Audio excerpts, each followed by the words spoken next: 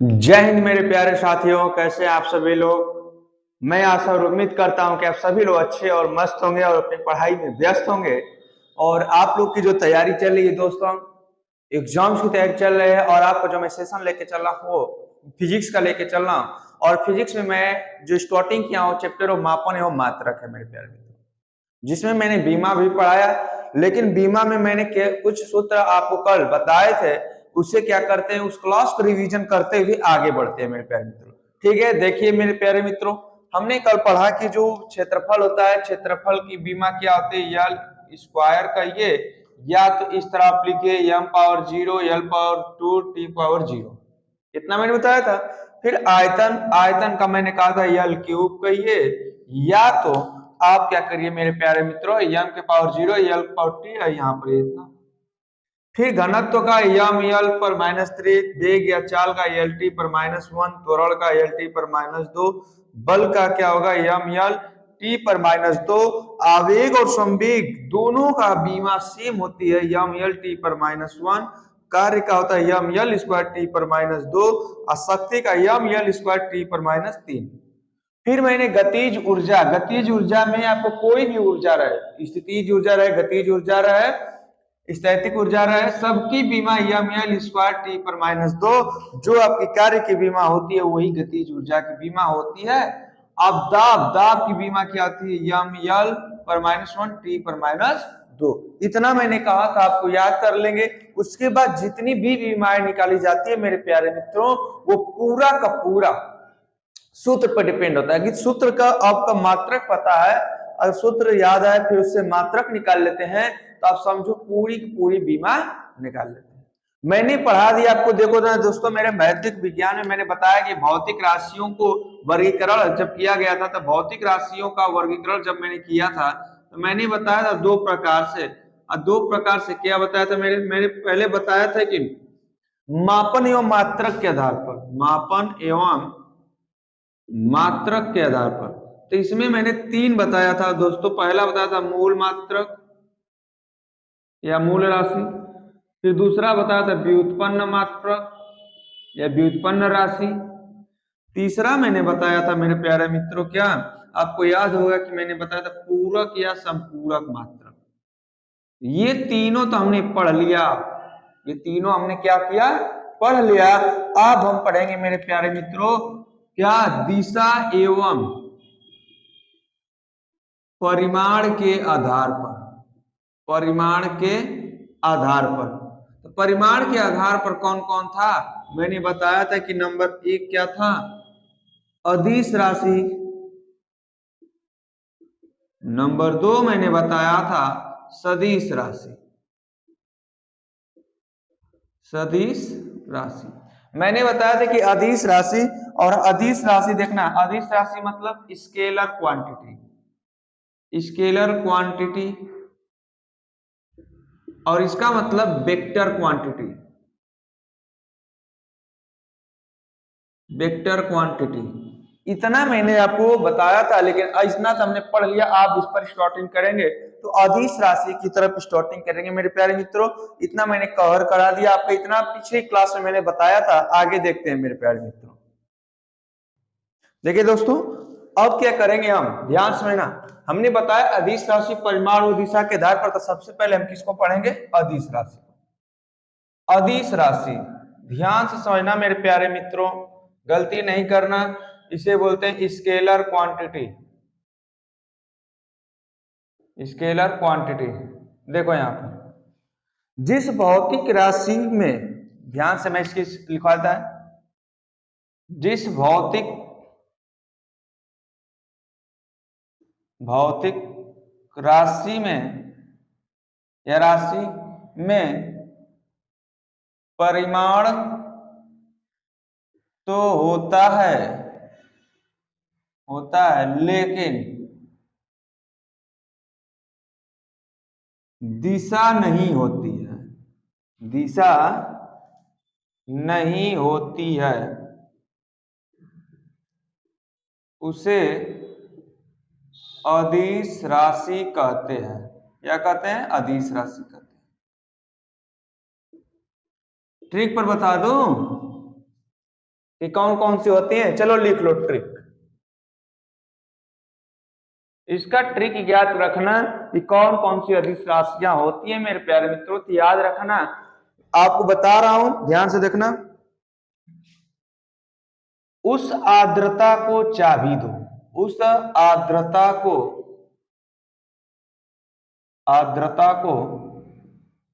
चाबी दो। ये क्या है? अदिश राशि की ट्रिक है। कौन कौन ऐसे मात्रक या राशि भौतिक राशियां होती हैं जो अदिश राशियां होती हैं? तो उसे याद रखना मेरे प्यारे मित्रों, ऊर्जा। ऐसे याद रखना समय। आ से याद रखना आयतन। द्र से याद रखना द्रव्यमान। त से लिखना ताप। क से हो जाएगा कार्य। च से हो जाएगा चाल। बी से हो जाएगा आपका विद्युत धारा। और द से हो जाएगा मेरे प्यारे मित्रों दाब। ये आपको याद रखना है कि कौन कौन सी ऐसी राशियां होती हैं जो अदिश राशियां होती हैं। तो हमारी ऊर्जा हो गई, समय हो गया, आयतन हो गया, द्रव्यमान हो गया, ताप हो गया, कार्य हो गया, चाल हो गया, विद्युत धारा हो गया, दाब हो गया। ये ऐसी राशियां हैं मेरे प्यारे मित्रों जो क्या है? अदिश राशियां है। क्या है? अदिश राशियां। देखो फिर सदिश राशियां किसे कहते हैं? तो सदिश राशियां, सदिश राशि ये होता है वेक्टर क्वांटिटी। Vector quantity. अब देखो ये बहुत ही इंपॉर्टेंट है मेरे प्यारे मित्रों, एग्जाम में जब आप आगे की, आवाज क्लियर है ना, जब आप आगे की एग्जाम की तैयारी करते हो बड़े लेवल की, तो ये वेक्टर के जो नियम होते हैं बहुत इंपॉर्टेंट होते हैं। लेकिन हमें जो पढ़ना क्या है? हमारे जो एग्जाम में आने वाले उस कंडीशन को पढ़ना है, क्योंकि हमें नंबर की जरूरत है। हमारे एग्जाम में क्या होने चाहिए? नंबर उठने चाहिए बस। तो इसकी परिभाषा कभी काल पूछ देती है, तो परिभाषा हमें जानना जरूरी रहता है। तो लिखते हैं जिस भौतिक राशि को मापने के लिए, जिस भौतिक राशि को मापने के लिए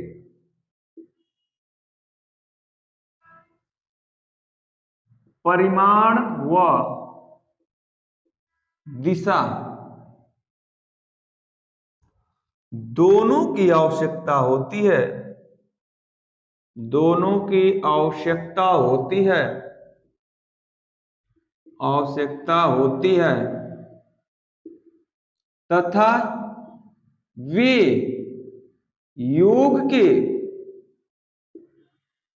निश्चित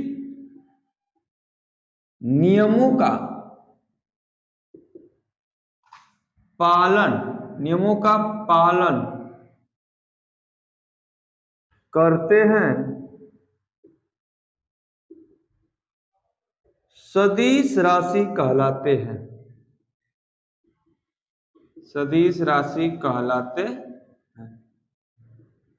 ध्यान से इसका भी ट्रिक बता दे मेरे प्यारे मित्रों। सदिश राशि कहलाते हैं, तो इसका जो ट्रिक है ध्यान से याद रखना। इसका ट्रिक छोटा है, याद रखना। विषुवत बल, विषुवत बल ये आपका ट्रिक है। मैं बता दे रहा हूं कौन कौन होते हैं। देखो विषु से हो जाएगा आपका विस्थापन, व से हो जाएगा वेग, त से हो जाएगा त्वरण, अब बस बल से बल ही होगा।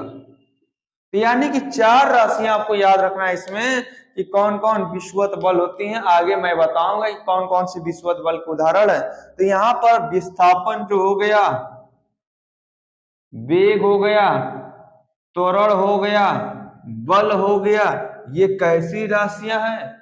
सदिश राशियां हैं। ऊर्जा, समय, आयतन, द्रव्यमान, ताप, कार्य, चाल, विद्युत धारा, दाब कैसी राशियां हैं? अदिश राशियां हैं। ये तो हमने क्या किया, पूरी कंडीशन खत्म कर दी भौतिक राशियों की। लेकिन भौतिक राशियां तो खत्म हुई मेरे प्यारे मित्रों, लेकिन यहां पर अदिश और सदिश राशियां में जो आ गई, कौन? ऊर्जा, समय, आयतन, द्रव्यमान, ताप, कार्य, चाल, दाब, विद्युत धारा, बल, त्वरण, वेग, विस्थापन। अब हमें इन सबको पढ़ना है। खत्म तो हुआ नहीं, अब क्या करना है? इन सबको पढ़ना है। ठीक है मेरे प्यारे मित्रों, इतनी बात आपको समझ में आ रही है कि नहीं, ये बताइए। इतनी बात समझ में आई कि नहीं मेरे प्यारे मित्रों? एक चीज और थोड़ा सा मान लेते हैं, द से द्रव्यमान भी होता है, द से दूरी भी होती है, इसको याद रखना। जैसे द से, तो यहाँ पे मैं लिख दे रहा हूं दूरी। दूरी कैसी है? दूरी और विस्थापन तो दो लंबाइयां ही होती हैं, लेकिन यहाँ पर दूरी जो होता है, दूरी, ये आप क्या हो जाती है? अदिश राशि। तो हम क्या करेंगे दोस्तों? दूरी से स्टार्टिंग करेंगे और पूरा कंडीशन को पढ़ेंगे। स्क्रीनशॉट लेना, स्क्रीनशॉट ले लो। चलो आगे बढ़ते हैं। देखो यहां पर मेरे प्यारे मित्रों, हमने बता दिया दोस्तों, आप समझने की कोशिश आप करेंगे। दूरी, हम कहां से स्टार्टिंग करेंगे? दूरी से, यानी कि दूरी से पढ़ना पड़ेगा, यानी कि डिस्टेंस, यहां से पढ़ेंगे हम लोग। यानी कि दूरी किसे कहते हैं, दूरी के बारे में पूरी जानकारी हमें रखना है मेरे प्यारे मित्रों, अर्थात दूरी के बारे में हम लोग पढ़ें।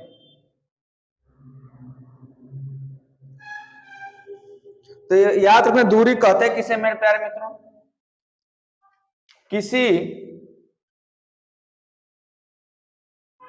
पथ के वास्तविक लंबाई को दूरी कहते हैं। ठीक, इसे स्मॉल डी से प्रदर्शित करते हैं। ठीक, ये कैसी राशि? अभी मैंने बताया, यह अदिश राशि है। ऐसी राशि है, अदिश राशि है।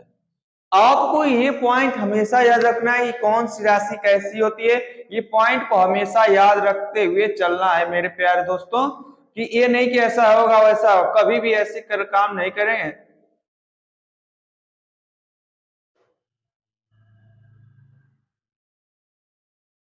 अगर आपसे पूछे कि दूरी कैसी राशि है, तो अदिश राशि। दूरी हमेशा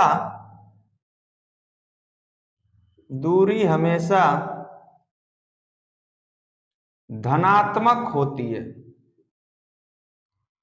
धनात्मक होती है। एक चीज ध्यान देना, यदि दूरी समय के साथ नहीं बदलती है, नहीं बदलती है, तो विरामावस्था में समझी जाती है। यदि दूरी समय के साथ नहीं बदलती है तो विरामावस्था में समझी जाती है, समझी जाती है। लेकिन यदि दूरी समय के साथ बदलती है तो गति में समझी जाती है। पॉइंट को याद रखना मेरे प्यारे मित्रों, इस पॉइंट को भूलना नहीं है आपको, ये याद रखना है कि कैसे कहां पर कैसे होता है। देखो, किसी पथ की वास्तविक लंबाई को दूरी कहते हैं, इसे डी से दर्शाते प्रदर्शित करते हैं। यह एक अदिश राशि है, दूरी हमेशा धनात्मक होती है। अगर यह दूरी समय के साथ नहीं बदलती है तो विरामावस्था, अगर दूरी के साथ बदलती है तो समय के साथ बदलती है तो गति में समझी जाती है। आपसे अगर पूछा जाए मैं बता रहा हूं दोस्तों, ध्यान से एक सोचना कोशिश करना। दूरी जो है, दूरी की सबसे दूरी का या दूरी की सबसे बड़ी मात्रक पारसेक होती है। यानी कि दूरी की सबसे बड़ी मात्रक क्या होती है मेरे प्यारे मित्रों? वो पारसक होती है। क्या होती है? पारसक। याद रखना, पारसेक होती है जो दूरी की सबसे बड़ी मात्रक है। क्वेश्चन आया था प्रकाश वर्ष किसका मात्रक है, तो प्रकाश वर्ष पूछा था एग्जाम में कि प्रकाश वर्ष किसका मात्रक है, तो प्रकाश वर्ष दूरी का मात्रक है। किसका मात्रक है? दूरी का मात्रक है। ये क्वेश्चन आ चुका है मेरे प्यारे मित्रों।